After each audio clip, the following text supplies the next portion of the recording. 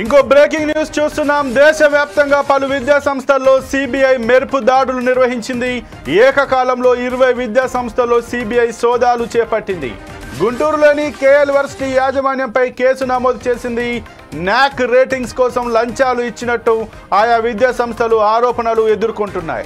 మొత్తం 14 మందిపై ఎఫ్ఐఆర్ నమోదు చేయగా 10 మందిని అదుపులోకి తీసుకున్నట్లు సమాచారం. సిబిఐ అధికారులు అదుపులోకి తీసుకున్న వారిలో నాక్కు చెందిన పలువురు ఉన్నతాధికారులు ఉన్నట్లు తెలుస్తోంది. 37 లక్షల రూపాయల నగదు, ల్యాప్టాప్లు, ఫోన్లను అధికారులు స్వాధీనం చేసుకున్నారు.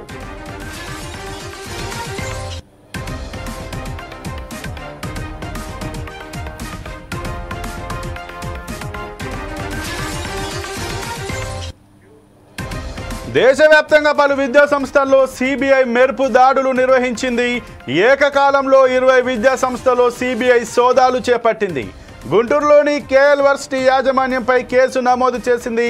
నాక్ రేటింగ్ కోసం లంచాలు ఇచ్చినట్టు ఆయా విద్యా సంస్థలు ఆరోపణలు ఎదుర్కొంటున్నాయి. మొత్తం 14 మందిపై ఎఫ్ఐఆర్ నమోదు చేయగా 10 మందిని అదుపులోకి తీసుకున్నట్లు సమాచారం. సిబిఐ అధికారులు అదుపులోకి తీసుకున్న వారిలో నాక్కు చెందిన పలువురు ఉన్నతాధికారులు ఉన్నట్లు తెలుస్తోంది. 37 లక్షల రూపాయల నగదు, ల్యాప్టాప్లు, ఫోన్లను అధికారులు స్వాధీనం చేసుకున్నారు.